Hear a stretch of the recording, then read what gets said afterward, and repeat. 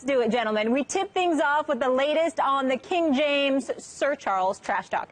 Here's Barkley last week reacting to LeBron publicly stating the Cavs need another playmaker. LeBron James' comments were blank. Inappropriate, whiny, all the above. The Cleveland Cavaliers, they have given him everything he wanted. They have the highest payroll in NBA history. He wanted J.R. Smith last summer. They paid him. He wanted Shumpert last summer. They bought in Kyle Korver. He's the best player in the world. Does he want all the good players? He don't want to compete? He is an amazing player. But this notion, they're the defending champs. And for him to be trying to hold anything over Dan Gilbert's head, and I love all these wild punk-ass reporters on television who's afraid to call out LeBron. LeBron's a great player and a great guy. It just pisses me off that a guy that great don't want to compete. All right, so here's where it gets really good. After hearing the TNT analyst call him whiny, James decided he has had enough with Barkley's jabs over the years. James clapped back, telling our Dave McMenamin this, quote, "He's a hater. What makes what he says credible because he's on TV? I'm not going to let him disrespect my legacy like that. I'm not the one who threw somebody through a window. I never spit on a kid. I never had unpaid debt in Las Vegas. I never said I'm not a role model. I never showed up to All-Star Weekend on Sunday because I was in Vegas all weekend partying. All I've done for my entire career is represent the NBA the right way. 14 years, never got in trouble, respected the game. Print that. I collect one paycheck from this. There's the owner, Griff's, the GM, I'm the player, screw Charles Barkley." Paging Stephen A. Smith. Stephen A., talk to me. Well, this is bad. There's no question about it. And both sides have points. In the case of Charles Barkley, LeBron James looks very, very wrong because he crossed the line. LeBron James got personal. Bringing up Vegas, potential debt from Vegas, and bringing up stuff with the kids and throwing somebody through a window and all of that other stuff. LeBron James was being criticized about something involving basketball, and he definitely went beyond the pale as far as I'm concerned. I think he crossed the line with how personal he got with Charles Barkley. He definitely crossed the line in that regard. You just don't do that. You don't bring up the kind of stuff that he brought up about Charles Barkley just because you don't like what he's saying about you. That's my initial reaction. But when you dig deeper towards it, you do have to understand if you're Charles Barkley. When you call somebody whiny, when in the past you basically called them a punk, when you question their competitive fervor and what have you, all bets are off in that regard as well, because those people are going to interpret it as you taking personal shots at them, which is why LeBron James brought up the word legacy. And then when you think about what he closed with, Max Kellerman, when he says he's the owner, I'm the player, screw Charles Barkley, he was talking about, quotes about Tristan Thompson, J.R. Smith, and others in terms of what Barkley was alluding to. Cleveland has given him everything that he's wanted, et cetera, and how LeBron wanted this or LeBron wanted that. When, in fact, Rich Paul, who represents a J.R. Smith, who represents a Tristan Thompson, who's had to fight for those contracts to get those dudes their money, they're looking at it from the standpoint that if LeBron got everything he wanted, he would not have had to complain the way that he's complained periodically over the last 2.5 years that he's basically been back in Cleveland. He's had to complain because he hasn't gotten the things that he wanted. So to imply that he just gets everything that he wants, that he's the one running the show, they took offense to it. So, again, it's one of those situations. I think that LeBron James got a bit too personal. I think it was a bit excessive. I think he was wrong for doing that. But at the same time, if a cat's going to come at you and question your character in that fashion, you do have a right to stand up and defend yourself by any means necessary. I don't really think that there's a wrong party here, but I do think that it's going a bit too far, particularly with some of the personal stuff that LeBron James brought up, because there were certainly things on the basketball court that LeBron James could easily attack about Barkley, because Barkley doesn't have the basketball resume that LeBron has. LeBron did not have to go to that point. Now all bets are off, because we don't know what the hell Barkley is going to say, and Barkley obviously could say a lot, particularly if he gets personal. LeBron may not know what Barkley knows about him. Very dangerous game. my reaction is LeBron left Charles Barkley in flames. I mean, he left him in flames. And there's some kind of joy that people get or glee that people take in the critic getting criticized in a way that just leaves them in flames. And so my initial reaction is like, oh, snap, you see what LeBron said about Barkley? Oh, he got him, he got him, he got him, he got him. Here's the difference.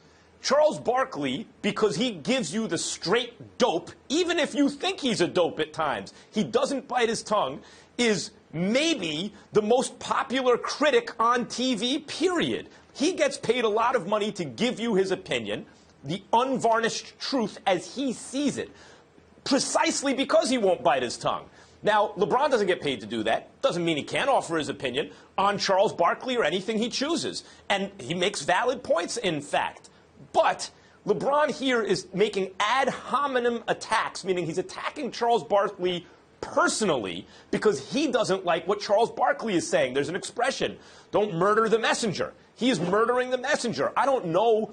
And people, Shaq even does this with Barkley on the air sometimes. Shaq was a greater player than Barkley, more championships, etc. And sometimes Shaq, in the argument, whether Shaq is winning or losing, and those guys are amazing on TV together, it's an incredible show.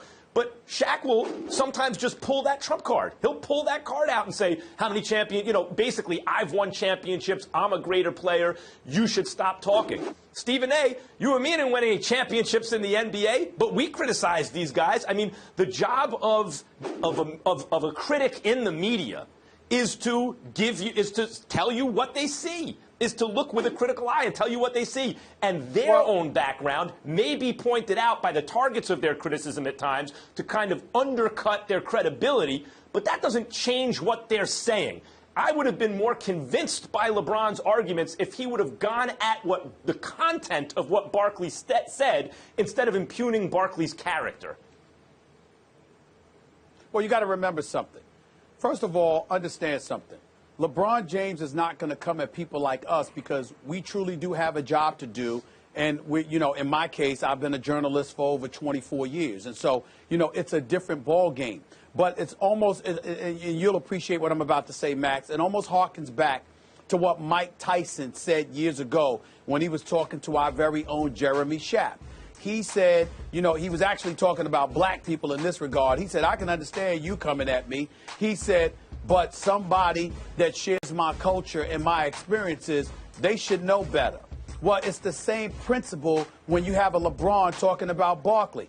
LeBron may not say that about a member of the media. He never has. But when you look at Barkley, he's like, wait a minute, you're a player. You played in this game. You tried to achieve what I have achieved. You wanted championships. I've gotten 3 of them. You went to 1 NBA Finals. I've been to 7 of them. I've got 4 league MVP honors. You have 1. Your resume doesn't compare to mine while you took up this challenge. Who the hell are you to say anything? LeBron is right about that. But it doesn't absolve LeBron from crossing the line that he crossed when he got so personal. Why is LeBron right about that? Because when you give Barkley's resume, all that says he's more credible than the rest of us when we talk about LeBron. Is the only person who can criticize LeBron James Michael Jordan because he was better than LeBron? Kareem is the only guy who, along with Michael, can criticize LeBron? That's not what I'm saying. Understand my point. I'm saying LeBron and any other player is going to treat a player as differently than a pure differently than they would treat a reporter. That's my only point. Sometimes when I've been critical of an athlete and they reach out or we talk about it, I sometimes refer them or send them the critic in the arena, the Teddy Roosevelt speech, where he talked about critics and how the man in the arena, it's called. And in fact, LeBron has cited the man in the arena, where Teddy Roosevelt was saying, look, forget about the critic, former president of the United States, one of our great presidents on Mount Rushmore, forget about the critic who spends his life criticizing the deeds of others. It's the man in the arena, in the theater of action, basically, who, whether he wins or loses, has given his best effort actually in the doing. So you have to recognize that yes, there's something about the timid soul of the critic that the athlete may resent, especially when the critic is a former athlete who himself should be more sympathetic to what the athlete is going through. But that's part of what makes Charles Barkley so interesting and so excellent on TV. He went through those experiences, and he tells you exactly how he sees it anyway. He doesn't hold back out of sympathy for anyone. He just tells you the truth as he sees it. That's what makes him a valuable critic on TV and entertaining. Stephen, you're going to hear stuff you don't like if you're an athlete he's talking about sometimes. But before we move on, I have a quick question for you. Does any part of you feel that LeBron now made it personal, that this could actually quiet Charles Barkley because he doesn't want it to continue to get more personal and get uglier? Not at all. Okay. Barkley is not going to be quiet. Barkley is going to have something to say. Barkley is not going to back down because at his core, Barkley believes he's right from the standpoint that all I'm talking about is basketball. I've said LeBron James is a great player. I said he's a champion. I said he's a great guy. But I criticized him about this basketball matter. And the thing about it is LeBron has every right to respond. But when you bring up Vegas, when you bring up the spit incident, when you bring up throwing somebody through a glass window, when you bring up representing the NBA in such a way, that's where it gets a bit dangerous because Barkley may elect not to go but so far. Remember, they're both Nike guys. Lynn Murray, I mean, this guy is connected with Nike. Both of them love him dearly and what have you. For all we know, Barkley, Barkley's just doing Barkley, and that's it. But because LeBron was so acerbic and got personal, it is now at the discretion of Charles Barkley to respond and reciprocate in any fashion that he likes. And that is where it could potentially get dicey. And I hope it doesn't go to that point. By the way, I don't think we can quite just say that all Barkley was doing was talking about basketball. Because one of the things that makes sports interesting, particularly on the level at which LeBron James plays, is there's something about it that makes us believe, I think for good reason, that it illuminates character. That in the moment of truth, what is this guy about? What is this athlete about? And when Barkley talks about being whiny or not being competitive, there's no way for LeBron not to take that in some way as I'm laying it all out there in front of everybody, kind of bearing my soul in the theater of competition.